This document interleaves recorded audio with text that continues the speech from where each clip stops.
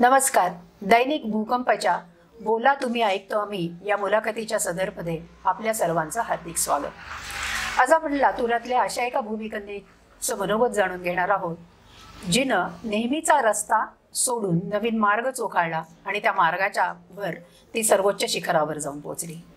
प्रतीक्षा नानासाहेब काळे हे नाव आज स्पर्धा परीक्षेच्या वर्तुळामध्ये सर्वदूर पसरलेलं आहे. UPSCच्या भारतीय वन विभाग परीक्षेत देशात दुसऱ्या क्रमांकावर आणि महाराष्ट्रात पहिल्या क्रमांकावर तिने यश संपादन केलेलं आहे.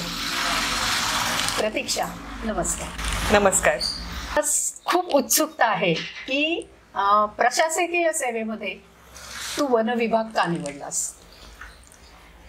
याचं उत्तर तसं बरंच मोठं आहे. याचे वेगवेगळे पैलू आहेत जे मला आपल्यासमोर आणायला आवडतील. सगळ्यात पहिल्यांदा मला सांगायला आवडेल की वन विभाग असतो हे मला सुद्धा माहित नव्हतं. मी आपल्यासारखीच लातूरची आहे आणि लातूरमध्ये जंगलाचं प्रमाण आज जे मी वाचते ते आहे फक्त 0.18%. त्यामुळे जंगल काय असतं, कसं असतं, ते असतं का नाही हे आपण फक्त अभ्यासातच पाहतो. तसंच माझं देखील होतं. तर त्यामुळं ही सर्व्हिस असते हे देखील मला 2015-16 मध्ये माहीत झालं, जेव्हा की माझी प्रशासकीय सेवेत काम करण्याची इच्छा, हे जे माझं स्वप्न आहे ते मी माझ्या बालवयापासून पाहिलेलं होतं. पहिल्यांदा मला सिव्हिल सर्व्हिसेस एक्झामिनेशनचा फॉर्म भरताना UPSCच्या साईटवर इंडियन फॉरेस्ट सर्व्हिस एक्झामिनेशन हे पाहायला मिळालं आणि तिथून पुढे सुरुवात झाली की ही काय सर्व्हिस आहे, हे काय आहे हे जाणून घेण्याची. त्या दरम्यान तयारी करत असताना मला अनेक माझे सहकारी जे विशेषतः ॲग्रिकल्चर बॅकग्राऊंडचे होते, त्यांनी या परीक्षेची तयारी केली आणि ते त्यात उत्तीर्ण झाले. तेव्हा हळूहळू मी या सर्व्हिस बद्दल जाणून घ्यायला आणि अत्यंत एक आपण जे म्हणतो की जिज्ञासू वृत्तीने जाणून घ्यायला सुरुवात केली, कारण हे मला काहीतरी वेगळं वाटत होतं, ज्याबद्दल मला कशाही पद्धतीची आत्तापर्यंत माझं बॅकग्राऊंड नव्हतं. तिथून आणि माझा सिव्हिल सर्व्हिसेस एक्झामिनेशनचा अभ्यास करताना मला आपण जे आज विषय हाताळत आहोत त्यामध्ये ग्लोबल वॉर्मिंग असेल, क्लायमेट चेंज असेल, विविध प्रकारचे डिझास्टर्स जे जगात वेगवेगळ्या ठिकाणी वेगवेगळ्या इंटेन्सिटीने होत आहेत, या सर्वांमध्ये मला कुठेतरी हे जाणवत गेलं, मी कुठेतरी अभ्यासत गेले की वन म्हणजेच फॉरेस्ट हे त्याच्यासाठी एक सोल्युशन म्हणून काम करू शकतात. लहानपणापासूनची प्रशासकीय सेवेत जाण्याची इच्छा अशी होती की माणसांचे जे बेसिक प्रश्न असतात त्यावर मला काहीतरी सोल्युशन मेकर म्हणून काम करता यावं. आणि या सर्व्हिसच्या माध्यमातून मला हे जाणवलं की डेव्हलपमेंटसाठी काम करण्यापूर्वी पहिल्यांदा माणसाचं जीवन सिक्युअर करणं गरजेचं आहे आणि ते सिक्युअर करण्यासाठी नेचर, एन्व्हायरमेंट किंबहुना फॉरेस्ट इकोसिस्टीम हे सगळं चांगल्या पद्धतीत कन्झर्व करणं खूप गरजेचं आहे. आणि त्यामुळं मी असं म्हणू शकते की ती माझी प्रेरणा होती की आपल्याला या सर्व्हिसचा विचार करायला हरकत नाही. तर या दृष्टीने हा प्रवास पुढे चालत गेला. त्यामध्ये मी अटेम्प्ट दिले. महाराष्ट्र फॉरेस्ट सर्व्हिस एक्झामिनेशन मधून मी सहाय्यक वनसंरक्षक या पदी कार्यरत आहे. आणि मला असं वाटतं की तोच टप्पा, जसं मी आधीही म्हटलं, माझी तयारी ही नेहमी UPSC साठीच राहिलेली होती. त्या पदाचा अनुभव घेत असताना मला असं वाटते त्यात आणखी फील्ड एक्सपोजरची भर पडली आणि त्यातला माझा इंटरेस्ट वाढत गेला.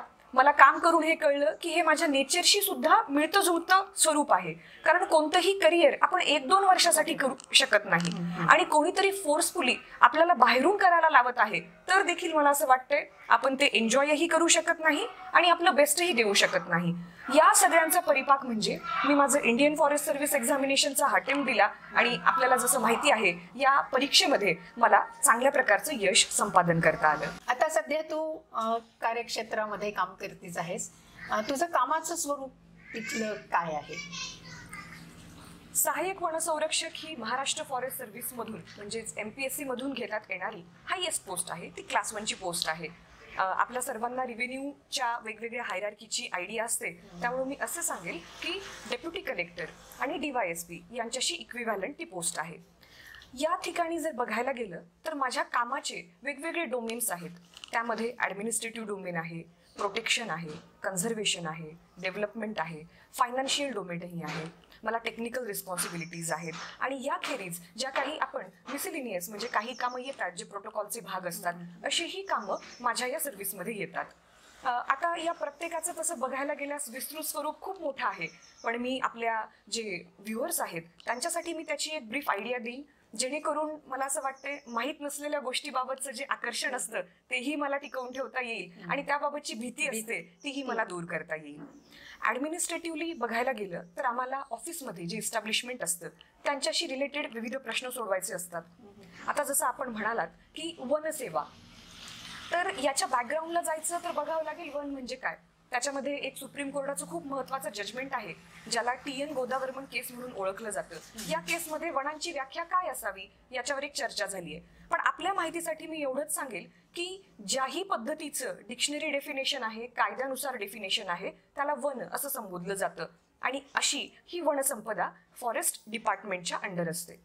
तर असलेल्या वनांचं संरक्षण करणं त्याला आम्ही प्रोटेक्शनची कामं असं म्हणतो. त्यामध्ये येतं जे झाडं आहेत त्यांचं संरक्षण करणं म्हणजे त्यांना फेलिंगपासून वाचवणं, जे प्राणी संपदा आहे त्यांचं रक्षण करणं, कारण आपल्याला जसं माहीत आहे वेगवेगळ्या कारणांसाठी हंटिंग आणि पोचिंग पूर्वीच्या काळामध्ये होत होतं. तर भारतीय वेगवेगळ्या वन कायद्यांच्या अंतर्गत आपण या प्राणी संपदेचं रक्षण करतो. कॉन्झर्वेशनमध्ये आपली जी एक ह्यूज बायोडायव्हर्सिटी आहे त्या सर्व जैवविविधतेचं रक्षण करणं, जोपासणं आणि त्यामध्ये तुम्ही असं म्हणाल की जर भर पाडता आली तर ती पाडणं, हे कामही आम्ही कॉन्झर्वेशन मधून करतो. जसं इथं या माध्यमातून मला सांगायला आवडेल की आज मी मेळघाट व्याघ्र प्रकल्पामध्ये सिपना वन्यजीव विभागामध्ये कार्यरत आहे. मेळघाट व्याघ्र प्रकल्प हा संपूर्ण देशातील एक खूप सुंदर असा, खूप अनडिस्टर्ब्ड असा आणि खूप मोठा फॉरेस्ट पॅच आहे. तर यामध्ये आपल्याला एक असंख्य अशी बायोडायव्हर्सिटी पाहायला मिळते. पण सामान्य माणसासाठी जे मोठे प्राणी आहेत तेच फक्त आपल्याला माहीत असतात. त्यामध्ये वाघ असेल, सिंह असेल आणि इतरही प्राणी असतील. याच गोष्टीचा विचार करून मेळघाट व्याघ्र प्रकल्पात आम्ही आमच्या डिव्हिजनमध्ये सिपना डॉक्युमेंटेशन असा एक ग्रुप केलेला आहे. त्यामध्ये आम्ही ही जैवविविधता कॅमेराच्या माध्यमातून कॅप्चर करण्याचा प्रयत्न करत आहोत आणि पुढे चालून विशेषतः इन्सेक्ट इनिशिएटिव्हच्या माध्यमातून आम्ही त्यांच्याबाबतच्या अगदी छोट्या म्हणजे हार्डली 20 ते 30 सेकंदाच्या क्लिप्स आम्ही बनवत आहोत, जेणेकरून निसर्ग भ्रमतीला गेल्यानंतर एका सामान्य माणसाला देखील हे लक्षात येईल हे काय आहे. आणि ते कुतूहलच माणसामध्ये एक रिस्पॉन्सिबिलिटीची आणि आपण जे म्हणतो कंपॅशनची भावना तयार करतं. आणि मला असं वाटतंय केवळ वन विभागच नाही तर कॉमन मॅन देखील नंतर या संवर्धनामध्ये मदत करू शकेल. जसं मी म्हटलं, कॉन्झर्वेशन नंतर डेव्हलपमेंटची कामं असतात, ज्यामध्ये विचार करा की आपण जेव्हा शहरांमध्ये, गावांमध्ये फिरतो, घर बांधणं खूप सोपं आहे, पण आमचा वन विभागातील कर्मचारी अशा घनदाट जंगलांमध्ये वास्तव्यास असतो. तर त्यांच्यासाठी काय करता येईल. त्याचबरोबर आपण वेगवेगळ्या सफारींना कधी गेला असाल तर अशी सफारी करताना त्याच्यासाठी वेगळे रोड्स तयार करावे लागतात, लोकांना काही फॅसिलिटीज प्रोव्हाइड कराव्या लागतात. तर या सगळ्या गोष्टी आमच्या डेव्हलपमेंटच्या कामामध्ये येतात. यानंतर माझ्यावर काही टेक्निकल जबाबदाऱ्याही असतात. त्यामध्ये आपण असं म्हणू शकता की वेगवेगळ्या कामांसाठी कोणती साईट असावी, त्या कामाची क्वालिटी कशी आहे. आपल्याला जसं माहिती आहे की टिंबर एक्स्ट्रॅक्शन म्हणजे टिंबर हार्वेस्टिंग होतं, सगळ्यांना सागवान लाकडाबद्दल माहितीच आहे. तर ते कसं करायचं, कारण ते असं नसतं की आपण काहीतरी केलं, झाड पाडलं आणि झालं. त्याच्यामागं एक खूप सायंटिफिक प्रोसेस आहे. ती प्रोसेस, ते मॅनेजमेंट व्यवस्थित पद्धतीनं हाताळावं लागतं आणि ते आपण जे म्हणतो की इथेपासून अथवापर्यंत घेऊन जावं लागतं. तर या सगळ्या गोष्टींमध्ये एका सहाय्यक वन संरक्षकाला या टेक्निकल रिस्पॉन्सिबिलिटीज देखील असतात. या सोडून आम्हाला बराच प्रोटोकॉल ड्युटीही असतात, ज्याच्यामध्ये आम्हाला वेगवेगळे लोक जेव्हा जंगलामध्ये भेट देतात तेव्हा त्यांना त्याची ओळख करून देणं, आमच्याकडे काही वेगळं असेल तर ते सांगण्याचा प्रयत्न करणं, अशी देखील कामं आहेत. याखेरीज मी असं म्हणेन की आजच्या या बदलत्या वातावरणाच्या काळामध्ये देखील काही नवीन रिस्पॉन्सिबिलिटीज आमच्याकडे येत आहेत आणि त्या देखील वन विभागात वेगवेगळे अधिकारी चांगल्या पद्धतीने करण्याचा प्रयत्न करत आहेत, असं मी आपल्या माध्यमातून सांगू शकते. खूप खूप वेगळ्या पद्धतीचं हे एक काम आहे आणि जंगली प्राण्यांच्या बद्दल आपल्याला खूप एक सगळ्याच सामान्य लोकांमध्ये खूप भीती आहे आणि अशा ह्याच्यामध्ये तुम्ही लोक जंगलांमध्ये तुमचा संचार होतो आणि त्या सगळ्या प्राण्यांचं संरक्षण करण्याची खूप मोठी जबाबदारी तुम्ही लोक सगळेजण सांभाळत आहात. या क्षेत्रामध्ये एक महिला म्हणून, या क्षेत्र म्हणजे मी वन विभाग असं मी म्हणते, की तुला नेमकी आव्हानं काय दिसली किंवा जाणवतात. मला माहिती आहे, आपण हे जाणतो की आज डेव्हलपमेंट आणि सामाजिक बदल होत असले तरीही कुठंतरी पॅट्रियार्कल माइंडसेट हा आहेच आणि त्यामध्ये मला असं वाटतंय तिथून कुठून तरी या प्रश्नाचं उगमस्थान असावं. तर मला हे सांगायला आवडेल, आणि जसं आपण जाणता, मी स्वतः आज सहाय्यक वनसंरक्षक म्हणून कार्य करत आहे. या सर्व्हिसचा एक ब्रॉड व्ह्यू देण्यासाठी मी असं म्हणेन की आज महाराष्ट्रात फॉरेस्ट गार्ड, ज्याला आमच्या सर्व्हिसमधल्या हायरार्कीमध्ये फॉरेस्ट गार्ड हा आमचा ग्राउंड ऑफिसर आहे, तर त्यांच्यापासून ते principal chief conservator of forest PCCF, तर यापर्यंत आज आपल्याला सर्वच रँकवर महिलांना आपण पाहू शकता. आणि त्या सगळ्या एकदम चांगल्या पद्धतीचं अप्रतिम असं काम आणि योगदान या सर्व्हिसला देत आहेत. त्यामुळं यातून मी म्हणेन की अशी कोणतीही भावना आपल्या मनामध्ये असू देऊ नका की महिला या क्षेत्रात कार्यरत नाहीत किंवा कमी प्रमाणात आहेत. दुसरी बाजू जी येते ती येते की इन जनरल कोणत्याही जेंडरसाठी वनांचं काम हे तसं पाहायला गेलं तर चॅलेंजिंग आहे. कारण मी जेव्हा आपल्या मित्रपरिवाराशी बोलत असते तेव्हा त्यांना भीतीचे लेयर्स मला खूप पाहायला मिळतात. मग प्रतीक्षा हे कसं, ते कसं, तू कसं करतेस. तर त्यामुळं आपल्यालाही मी आज सांगेन, सगळ्यात मोठं चॅलेंज हे असतं की आपण रिमोट आणि इनॲक्सेसिबल एरियाजमध्ये काम करतो. आपण जे बघतो साध्या शहरामध्ये जाणं आणि जिथे सगळे लोक आहेत तिथे जाणं, तिथे जाऊन काहीतरी काम करणं खूप सोपं आहे. पण वनांमध्ये काहीतरी आपण ज्याला दुर्गम असं म्हणतो अशा भागांमध्ये आपण जातो. वनांचे जे मोठे पॅच असतात, एखाद्या ठिकाणापर्यंत जायला देखील आम्हाला रस्ता नसतो. आम्ही रस्ते तयार करतो. ते रस्ते तुम्हाला लक्षातही येणार नाही की असे आहेत म्हणून. तर पहिलं चॅलेंज असतं की रिमोट आणि इनॲक्सेसिबल एरियात काम करणं. आपण जसं समजतो की प्रत्येकाला कुटुंबही सोबत हवं असतं, पण या कामामध्ये ते थोडंसं डिफिकल्ट आहे. कारण आमचं काम जंगलांमध्ये असतं, जंगलांमध्ये फिरावं लागतं. जसं जसं आम्ही ग्राउंड लेवलला जातो तसं तसं त्यांचा मॅक्झिमम वेळ हा जंगलांमध्ये जातो. तर अशा वेळी मला असं वाटतं कुटुंब आणि आपलं काम बॅलन्स करणं कित्येकदा थोडंसं अवघड होऊ शकतं. त्यामुळं आम्ही आमच्या माध्यमातून प्रयत्न करत असतो की आमच्या सबऑर्डिनेट्सला हे बॅलन्स कसं करता येईल आणि त्यांना त्यांच्या फॅमिलीला ज्या पद्धतीत सपोर्ट करता येईल त्यासाठी आम्ही प्रयत्नशील असतो. दुसरा मुद्दा येतो की आपण कधीही, माणूस हा नेहमी कंपॅरिझन्स करतो, माझं असं तुझं कसं. तर हेच इथंही मला वाटते खूप साहजिक आहे. आज आपण बघतो की मोबाईल हा आपल्या जीवनाचा इंटिग्रल भाग झालेला आहे. मोबाईल दर 5-10 मिनिटाला एकदा व्हॉट्सॲप किंवा इतर सोशल मीडिया बघणं, यूट्यूब बघणं किंवा इतर काहीही, यासाठी इंटरनेट ही एक दुसरी महत्वाची गोष्ट झाली आहे. आणि जसं आपण बोललो की इनॲक्सेसिबल एरियाजमध्ये या दोन्हीही गोष्टी म्हणजे एक लक्झरी आहेत. तिथपर्यंत नेटवर्क नाही, मोबाईल असतो हातामध्ये पण त्याचा काही वापर बोलण्यासाठी करता येऊ शकत नाही. तर ते कुठेतरी बऱ्याच जणांना चॅलेंजिंग वाटू शकतं की मी अर्धा तास मोबाईल शिवाय राहू शकत नाही, तर मी पूर्ण म्हणजे एवढ्या वेळेसाठी काही ठिकाणी नेटवर्क येतं तिथे जाऊन आमचा स्टाफ जे काही त्यांचे महत्वाचे कॉल असतात किंवा जे काही कम्युनिकेशन असतं ते करतं. त्यामुळं हे एक दुसरं चॅलेंज आजच्या वेळच्या कंडिशन्समध्ये लोकांसमोर असू शकतं. तिसरी गोष्ट जी सगळ्यांच्याच मनात भीती असते की जंगलात हिंस्र प्राणी असतात तर कसं. तर मित्र हो, कुठलीही गोष्ट जेव्हा एका विशिष्ट पद्धतीने केली जाते तेव्हा त्यासाठी त्या व्यक्तींना ट्रेन केलं जातं. आम्हाला सर्वांना वेगवेगळ्या ड्युरेशनचं प्रशिक्षण मिळालेलं आहे. जसं माझं सहाय्यक वनसंरक्षक म्हणून central academy of state forest service Coimbatore येथे 2 वर्षाचं प्रशिक्षण झालं आहे. या प्रशिक्षणादरम्यान या सर्व गोष्टींची आम्हाला जाणीव करून दिली जाते आणि वेगवेगळ्या प्रॅक्टिकल सेशन्समधून काय झालं तर काय करावं हे देखील आम्हाला सांगितलं जातं. याचबरोबर मला असं वाटतं की जेव्हा आपण प्रॅक्टिकली फील्डवर जातो तेव्हा आपल्याला जास्त कळतं की प्राणी जाणीवपूर्वक कोणत्याही व्यक्तीवर किंवा कोणत्याही इतर गोष्टीवर हल्ला करत नाहीत. कारण मी आणि माझा स्टाफ, विशेषतः मी म्हणेल की आमचा ग्राउंड स्टाफ 24/7 जंगलामध्ये असतो. पण तुम्हाला क्वचितच अशी एखादी घटना पाहायला किंवा ऐकायला मिळेल की असं काहीतरी झालं. त्यामागचं कारणच हे आहे की अशा प्रसंगी काय करावं हे आमच्या स्टाफला चांगल्या पद्धतीत अवगत आहे.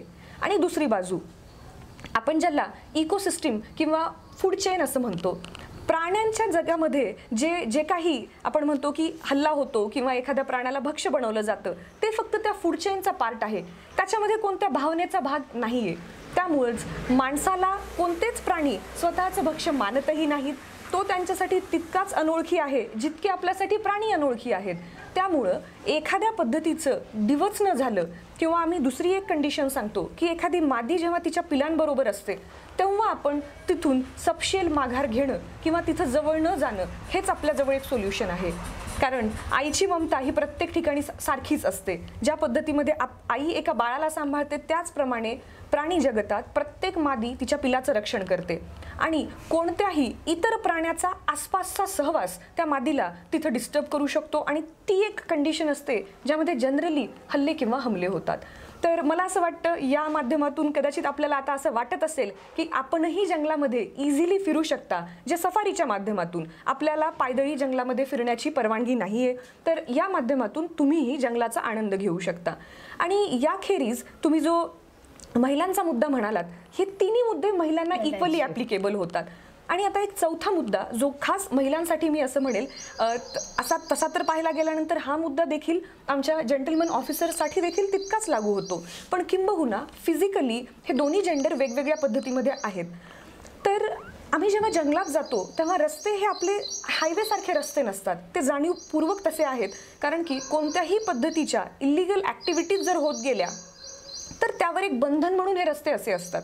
तर अशा वेळी हेल्थचे काही इश्यूज मात्र महिलांना येऊ शकतात. ज्या पद्धतीत कधी कधी मी ऐकते की त्यामुळे काही फिजिकल त्रास होणं संभाविक आहे. ते जेंट्सलाही तेवढ्याच पद्धतीत असतात, पण फिजिकली थोडंसं एक विकर किंवा सेन्सिटिव्ह असल्यामुळं तो एक चॅलेंजिंग पार्ट असतो.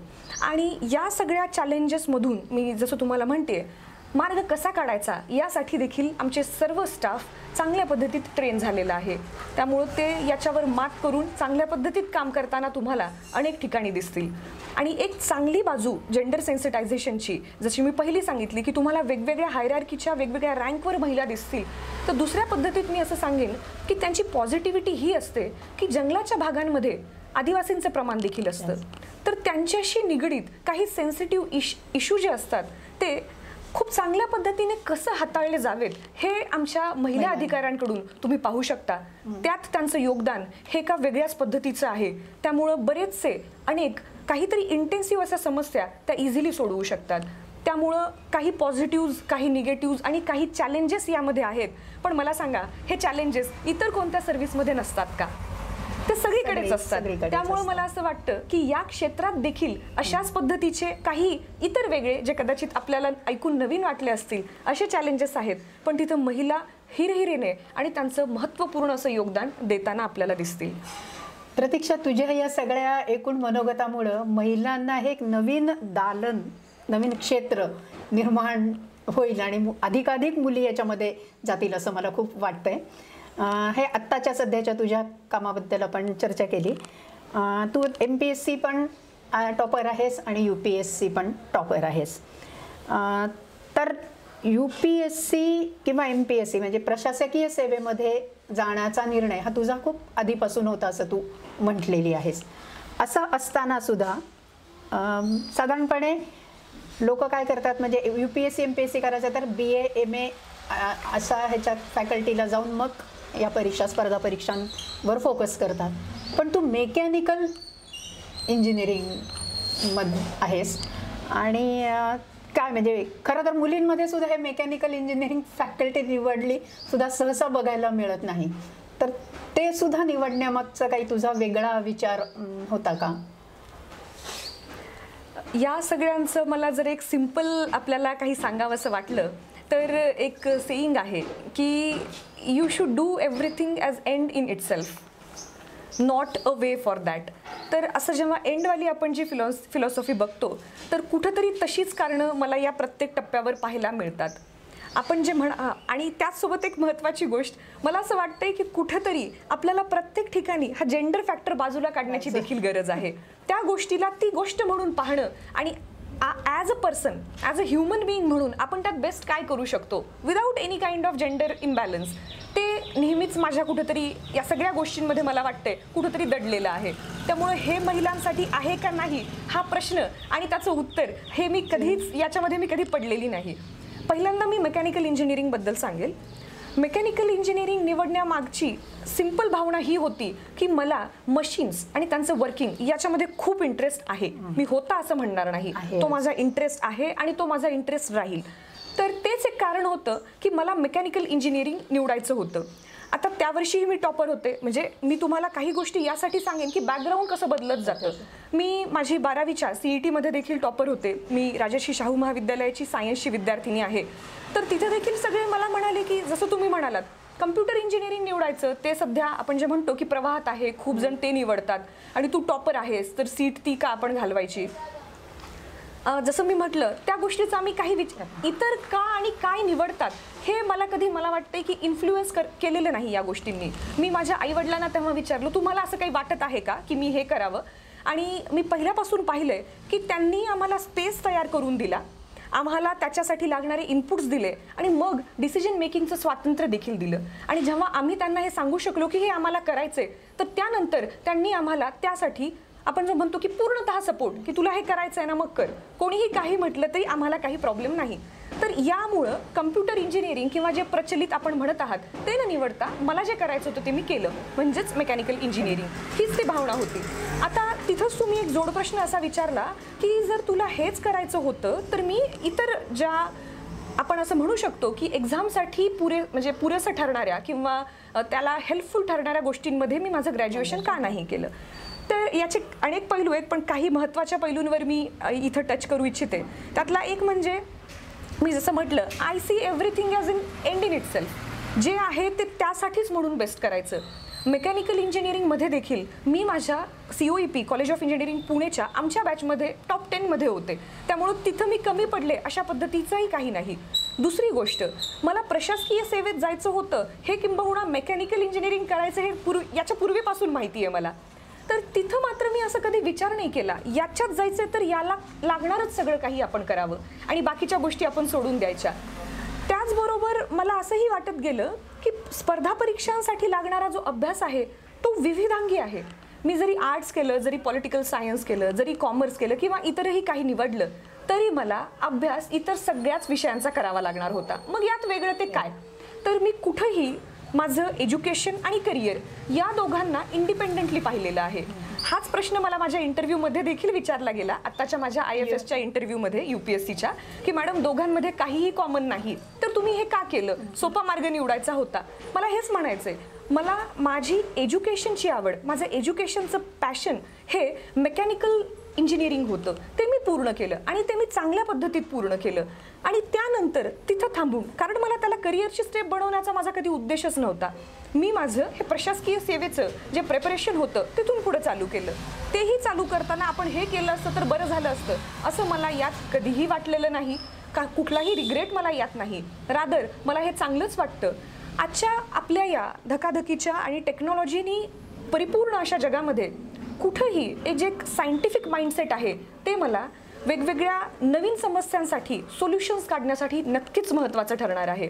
कारण असं म्हणतात की लीडर जर टेक्नॉलॉजिकली एनेबल्ड असेल तर आमचा सबऑर्डिनेट स्टाफसुद्धा टेक्नॉलॉजीला इझिली ॲक्सेप्ट करू शकेल. तर मला सांगा, ॲज अ मेकॅनिकल इंजिनियर म्हणून मला त्याची एक चांगलीच संधी मिळालेली आहे. आणि त्यालाच तुम्ही याच्यातही विचारले की वन विभागात देखील की जनरली कोणी जात नव्हतं किंवा आपल्याला माहिती नाही, तर इथं पण का, तर हेच की जसं मी सांगितलं, मी पहिल्याच आपल्या संवादामध्ये म्हटलं की माझा वनसेवेकडचा दृष्टिकोन कसा घडत गेला, तर तिथंही मी हा विचार कधीच केला नव्हता की इथं महिला किती आहेत. पण आज मी मागं वळून बघताना सांगू इच्छिते आणि माझ्या अनुभवावरून देखील तुम्हाला आमच्या वनरक्षकांपासून हायर लेवलपर्यंत सगळ्या ठिकाणी वन अधिकारी, महिला वन अधिकारी कार्यरत दिसतील आणि त्यांचं ते काम जे आहे ते खरंच खूप भरीव असं आहे. तुम्हाला त्यामध्ये कोणत्याही पद्धतीचा मला वाटत नाही की त्रुटी आढळून येईल. काही ठिकाणी मला स्वतःला आपण म्हणतो ना एकदम अशी अभिमानाची भावना मनामध्ये येते. माझ्या काही वनरक्षकांसोबत काम करताना मला असं दिसून आलं की ते एकदा खंबीरपणे की हरकत नाही, कुठली तरी, जसं तुम्ही इलिगल फेलिंगचा उल्लेख केला होता, तर इलिसिट फेलिंग काही जंगलांमध्ये जर झाली किंवा ती एका झाडाची जरी असेल तरी मी आमच्या महिला अधिकाऱ्यांना त्याचा चांगल्या पद्धतीने तपास करताना पाहिलेला आहे. कुठं जर काही इतर इलिगल होत असेल तर त्यावर रोख आणण्यासाठी त्यांना ठाम उभारताना, इतर कोणीही नसताना ठाम उभारताना देखील मी पाहिलं आहे. तर मला सांगा, असं जर सगळं आपण चित्र पाहत असू तर मला असं वाटतं आता आपल्यालाही देखील ही एक खात्री पटली असेल की या क्षेत्रात महिला उत्तम असं काम करत आहेत. प्रतीक्षा, आपल्याकडे एक असा समज आहे, गोड म्हणूया किंवा असा, की स्पर्धा परीक्षा द्यायची म्हटलं की सगळा माहोल तो त्याच्या पद्धतीनंच तो क्रिएट केला जातो. म्हणजे मुलं खास मोठ्या शहरांमध्ये जातात, त्या ठिकाणी जाऊन अभ्यास करायचा, 15-15, 20-20 तास अभ्यास करणं, मित्रपरिवाराला न भेटणं, अगदी कुटुंबियांना सुद्धा नाही भेटणं, सतत काय करतोस तर प्रशासकीय सेवेचा अभ्यास करतोय, असा सगळा माहोल जो तयार केला जातो, ते वातावरण आणि तू ज्या परीक्षांना सामोरी गेलीस याच, तर ते तुझं वातावरण, याच्यात काय वेगळेपण होतं? कारण कसं आहे की आपल्याकडे आपण हा लातूर पॅटर्न म्हणतो आणि या लातूर पॅटर्न मध्ये मला टॉपवर जायचंय म्हणजे त्या पद्धतीनं झापडबंदच मी जाणार. बाकी सगळं अगदी सोशल मीडिया, मोबाईल सुद्धा माझा बंद असतो. मला फक्त परीक्षांवरच केंद्रित मला व्हायचं आहे. असं सगळ्यांची जी एक मानसिकता आहे, त्या मानसिकतेच्या पार्श्वभूमीवर तू तुझा अभ्यास कशा पद्धतीनं तू केलास? यात मी असं म्हणेल की जो एक मुद्दा आहे की किती तास अभ्यास करावा, बाकीच्या सगळ्या गोष्टी सोडून अभ्यासच करणं, हे आपल्याला स्पर्धा परीक्षांबाबतीत ऐकायला मिळतं. यातले काही जे मला महत्वाचे मुद्दे आता माझ्या लक्षात येत आहेत, त्यापैकी एक असा असतो की अभ्यास करणं तर गरजेचं आहे. कारण फक्त कॉम्पिटिशन हाय आहे म्हणून नाही, तर आपण जेव्हा स्पर्धा परीक्षा बघतो तर त्याच्या सिलेबसमध्ये आपल्याला दिसून येईल की सगळेच विषय असतात. जे आपण एक एक शिकतो ते सगळं आता आपल्याला एकत्र करायचं आहे. असं बघायला गेल्यानंतर वेळेची कमतरता आणि कंटिन्युअस अभ्यास करणं हे मला वाटतंय साहजिक आहे. त्यातही जेव्हा आपण सुरुवात करतो तेव्हा आपल्याला ते खूप ओव्हरवेल्मिंग होईल की मला इतकं करावं लागतंय. आणि तुम्ही जे म्हणत आहात की अशा पद्धतीमध्ये हेच करतोय, बाकी मला काही ऐकायचं नाही, काही बोलायचं नाही, काही करायचं नाही, हे होणं देखील परीक्षेच्या पहिल्या टप्प्यात किंवा या स्पर्धा परीक्षेच्या जे आपण वळण आहे, हा जी दिशा आहे, या पहिल्या टप्प्यात खूप मला वाटतं नॉर्मल असू शकतं. पण इथं मला एक प्रश्न विचारायचा आहे, कोणतीही अशी गोष्ट तुम्ही किती काळ करू शकाल? मला सांगा, 20 तास डेली अभ्यास करणं किती वेळ शक्य आहे? तर तुमचंही उत्तर याला हेच असणार आहे की 7 दिवस, 8 दिवस, महिनाभर. त्याच्यानंतर त्याची इफिशियन्सी कमीच होणार आहे. त्यामुळं मला असं कोण काय करतं याकडे न जाता काय होऊ शकतं या दृष्टीने सांगू इच्छिते मी. तर यात आपण असं म्हणू शकतो की अभ्यास खूप करावा लागणार आहे. त्यामुळं दिवसातला माझा जर दिवस सकाळी 6 ते 12 असा 18 तासांचा असेल, तर या 18 तासांच्या दिवसातला मॅक्झिमम वेळ मी अभ्यासाला देणं हे खूप नॉर्मल आहे. पण हे देत असताना इतर सगळं सोडावं की नाही सोडावं हा देखील एक प्रश्नच आहे. यात मी तुम्हाला पुढे जाऊन सांगेनच की मी काय केलं. तर त्यामुळे मी असं म्हणेल की गोष्टीचं बॅलन्स असं असावं की आपली हेल्थ, मग ती मेंटल असते, मग ती फिजिकल असते, या दोघांचं बॅलन्स करून आपल्याला अभ्यास करायचा आहे. दुसरी गोष्ट, मला सांगा, अधिकारी म्हणून काम करताना देखील कामाचा असाच प्रचंड व्याप आमच्या समोर असणार आहे, जो मी आता ऑलरेडी बघत आहे. तर अशा कंडिशनमध्ये आपण बाकी सगळं सोडून देणार आहोत का? तर मग हे अभ्यास करताना का सोडायचं, हा देखील माझा प्रश्न आहे. मी याची उत्तरं देत नाहीये, कारण प्रत्येकाने जो कुठला या स्पर्धा परीक्षेच्या तयारीत आहे त्यांनी हे प्रश्न स्वतःला विचारावे आणि स्वतःची उत्तरं शोधावी. कारण अशा कामाच्या व्यापातून मग आपण सगळं काही बाजूला ठेवणार आहोत का, हा प्रश्न समोर येतो. म्हणून मला असं वाटतं की अभ्यास करताना देखील याची जाणीव असावी की आपल्याला या सगळ्या गोष्टी बॅलन्स करायच्या आहेत. आपल्याला घरच्यांना बोलायचं आहे, आपल्याला आपल्या मित्रपरिवाराला वेळ द्यायचा आहे. किंबहुना ते आपण खूप हाय लेवलला नाही करू शकणार, आपण प्रत्येक सोशल फंक्शन नाही अटेंड करू शकणार, पण आपल्याला सोसायटीमधून एक्सक्लूड होऊन काही करायचं नाही याची जाणीव आपण सगळ्यांनी असू द्यावी असं मला वाटतं. आणि यात एक ॲडिशनल मुद्दा हा येतो, किंवा माझा एक्सपिरियन्स जो आपण म्हणतोय त्यात मी असं सांगेन की जसं मी आपल्या सर्वांशी बोलताना सांगत आहे की मी सहाय्यक वनसंरक्षक या पदावर कार्यरत असताना माझा हा अटेम्प्ट दिलेला आहे. तर माझ्यासाठी हे सगळ्यात मेन चॅलेंज होतं टाइम मॅनेजमेंट. कारण मला काम करायचं होतं, अभ्यास करायचा होता. पूर्वी मी देखील जेव्हा फक्त अभ्यास करायचे, माझ्यासमोर खूप वेळ असायचा, सो त्यात मला थोडाफार वेळ काढता यायचा. यावेळी मात्र मला जो माझा रिकामा वेळ असायचा, माझा ऑफिसचं टायमिंग झाल्यानंतर जो काही वेळ मला मिळायचा, त्यामध्ये मला स्वतःला रिलॅक्स करावं लागायचं. जे मी फील्डवरून आल्यानंतर एक्झॉस्ट झालेली असायचे, स्वतःला सांगावं लागायचं की अर्धा का तास होईना आपल्याला करायचा आहे अभ्यास. माझे शनिवार रविवार मला पूर्ण अभ्यासाला द्यावे लागले. तर त्यामुळे हे थोडं चॅलेंजिंग झालं, कारण की 2 वेगवेगळ्या गोष्टी मला बॅलन्स करायच्या होत्या. तर हे सर्व करत असताना मी हा प्रयत्न केला की आज मी अधिकारी म्हणून अभ्यास करत आहे. मला याच्यामध्ये स्वतःचं कौतुक नाही सांगायचं, आणि मी जर हे बॅलन्स करू शकले तर that is what all is needed while doing service also. And that's why I would suggest, जे नवीन कॅन्डिडेट्सही आहेत, जे अस्पायरंट आहेत, त्यांचे पालकही आहेत, यांना मला असं म्हणायचं आहे, अभ्यास करणं हे तर बंधनकारक आहे. आपण एका स्पर्धा परीक्षेमध्ये, कारण स्पर्धा परीक्षेच्या एका खूप जास्त स्ट्रॉंग रेसमध्ये पळत आहोत, तर हे करत असताना आपली ओव्हरऑल पर्सनॅलिटी कशी डेव्हलप होते याच्याकडे लक्ष द्यावं. कारण मी अभ्यासामध्ये अव्वल आहे पण मला तुमच्याशी बोलता येत नसेल तर मला असं वाटते कुठेतरी मी मागं पडते. जर मला लोकांच्या इतरांच्या भावना समजून घेता येत नसतील तर मी मागं पडते. आणि हे सगळं बॅलन्स केल्याशिवाय एक उत्तम अधिकारी म्हणून मी काम कसं करू शकेल.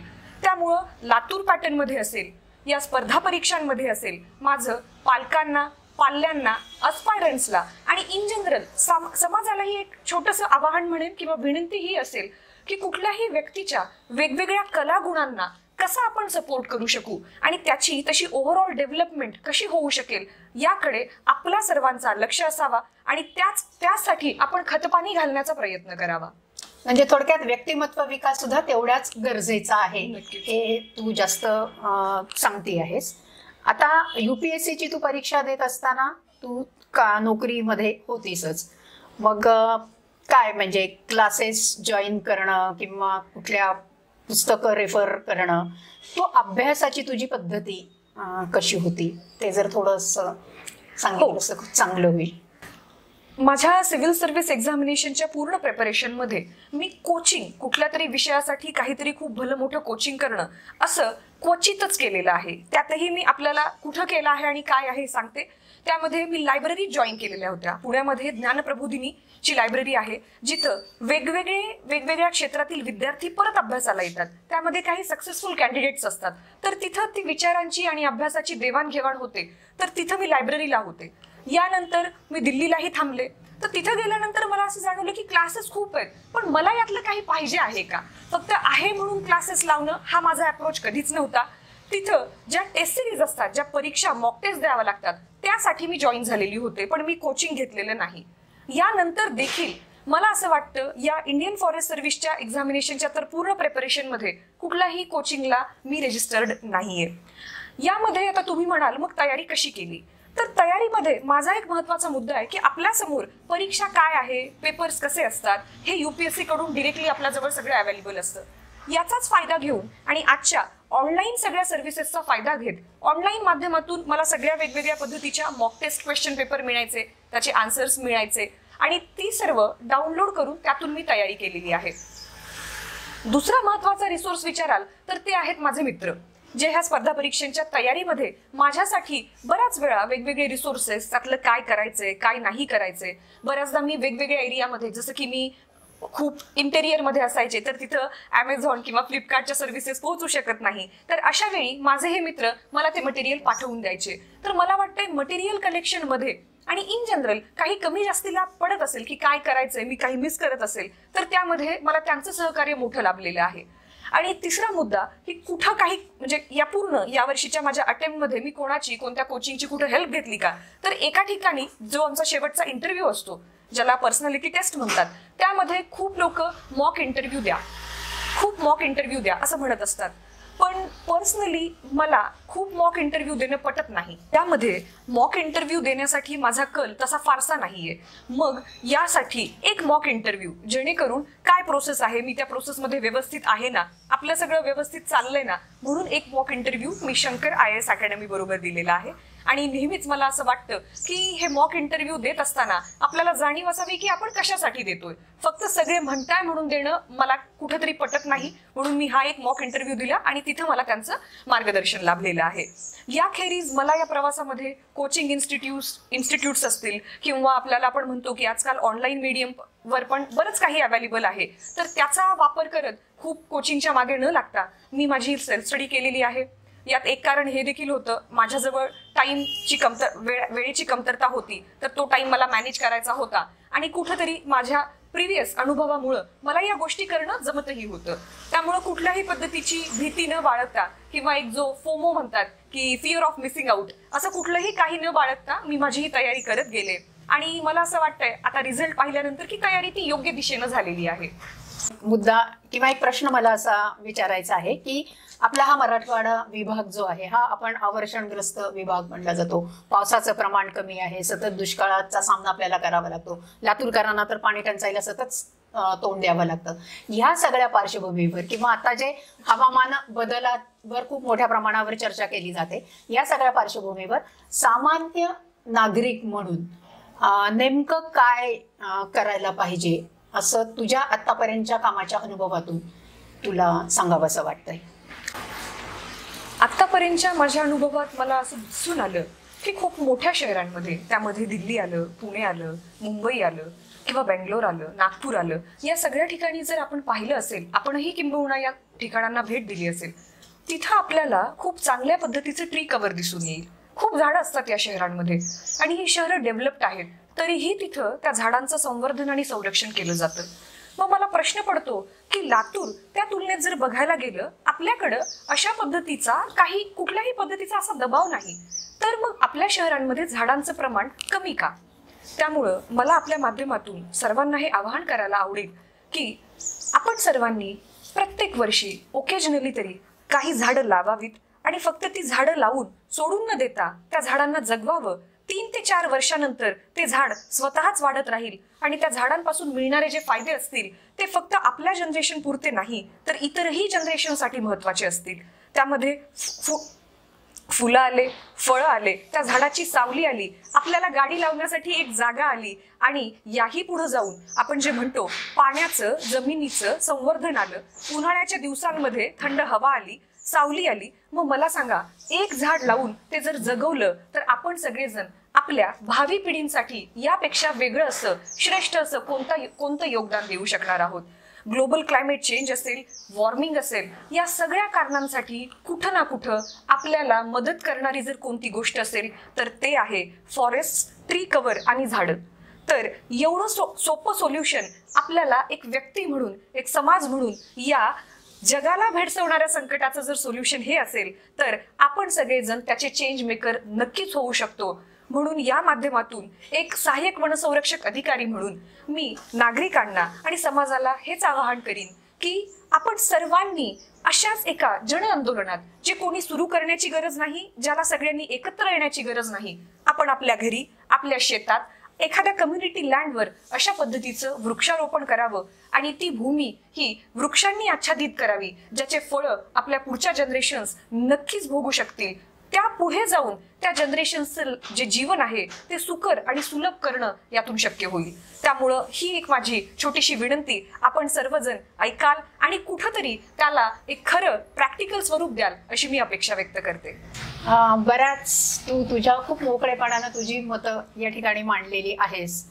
एक आता मला खूप शेवटचा असा प्रश्न विचारावासा वाटतो की म्हणजे बोलताना तू बऱ्याच वेळेला तुझ्या कुटुंबातल्या सगळ्यांबद्दल सांगितलेलंच आहे, पण एकूणच या सगळ्या प्रवासामध्ये तुझ्या कुटुंबाची तुला कशा पद्धतीनं साथ मिळत गेली आणि कसा पाठिंबा? कारण एक कुणीतरी आपल्या पाठीशी आधार लागतोच आणि तो जर भक्कम असेल तर आपण खूप काही करू शकतो. तर त्याबद्दल तू काही सांग ना आम्हाला. नक्कीच. आपण वाढतो, आपण घडतो आपल्या कुटुंबामध्ये. आई वडील सगळ्यांसाठीच तेवढेच महत्वाचे असतात, तसंच माझ्यासाठीही. मला असं वाटतं आणि आज तुमच्याशी बोलतानाही मला जाणवलं की किंबहुना प्रत्येक जण एवढं नशीबवान नसेल की आई वडिलांचा एवढा चांगला सपोर्ट आणि एकदम असा भक्कम पाठिंबा लाभणं हे प्रत्येकाचं भाग्य असेलच असं नाही, पण त्या बाबतीत मी नक्कीच भाग्यवान आहे. आतापर्यंतच्या प्रवासामध्ये वेगवेगळ्या टप्प्यांवर काय आहे, लोक काय करतात याचा विचार न करता मला काय करायचं आहे आणि त्या उपर जाऊन मी काय काय करू शकते, ही जी त्यांची एक मी नेहमी भावना बघितलेली आहे ती माझ्यासाठी नेहमीच एक पॉझिटिव्ह फिलिंग राहिलेली आहे की जर मी कोणाला अकाउंटेबल आहे तर ते माझे आई वडील आहेत आणि ते जर खंबीरपणे पाठीशी आहेत तर मला इतर कुठल्याही गोष्टीकडे लक्ष देण्याची किंवा काळजी करण्याची गरजच नाही. यात मी असं म्हणेन की अपयश आल्यानंतर कदाचित असं होऊ शकतं की नाही तुला हे जमत नाहीये, का विनाकारण परेशान होतेस, का त्रास करून घेतेस, असं न म्हणता त्यांनी प्रत्येक वेळी मला हे सांगण्याचा प्रयत्न केला, ठीक आहे इथं खूप जास्त पद्धतीची स्पर्धा आहे, आपल्यालाही अपयश आले, ते नॉर्मल आहे, काही हरकत नाही, थोडंसं रिलॅक्स हो, थोडा वेळ घे आणि तुला बरं वाटलं की तू तुझी तयारी, तुला जे करायचंय ते परत सुरुवात कर. तर या पूर्वीच्या आलेल्या अपयशांमध्ये कदाचित मी जास्त, आपण जे म्हणतो की मला जास्त वाईट वाटलं असेल, पण त्याहीपेक्षा त्यांना वाईट वाटलं, पण ते त्यांनी कधी मला जाणवू दिलं नाही. त्यांनी कधी त्यामुळे त्यांचा विश्वास डगमगू दिला नाही की मी हे करू शकत नाही. आणि त्याचंच हे कुठेतरी चीज आहे की एवढ्या वर्षानंतर सुद्धा त्यांच्या पाठिंब्यामुळे मी हा माझा प्रवास कंटिन्यू करू शकले आणि तो कंटिन्यू करत अशा पद्धतीचा चांगला रिझल्ट देऊ शकले. त्यामुळे यात त्यांची भूमिका खूप महत्वाची आहे. त्याचबरोबर माझ्या भावंडांचंही यात खूप मोठं आणि महत्वाचं योगदान आहे, कारण त्यांना माहिती आहे की त्यांची दिदी हे करू शकते.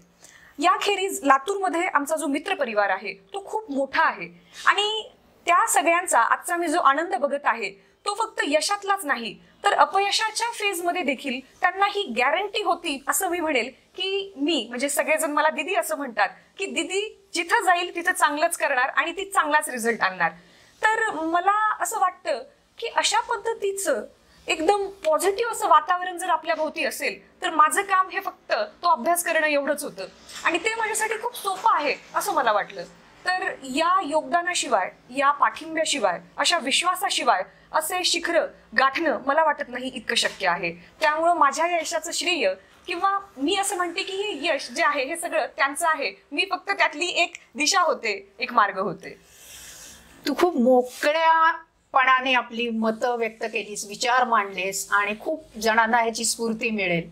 एवढ्या तुझ्या सगळ्या सध्याच्या व्यस्त वेळेमध्ये सुद्धा आमच्यासाठी आमच्या चॅनलसाठी तू वेळ काढलास आणि तुझे मनोगत अतिशय मोकळेपणानं मांडलंस यासाठी मी आमच्या चॅनलच्या वतीनं तुझे थँक्यू, आभार मानते. Thank you so much. दैनिक भूकंपच्या बोला तुम्ही ऐकतो आम्ही या उपक्रमाला माझ्या अनेक शुभेच्छा. आपलं काम असंच चांगल्या पद्धतीने चालू राहू द्या.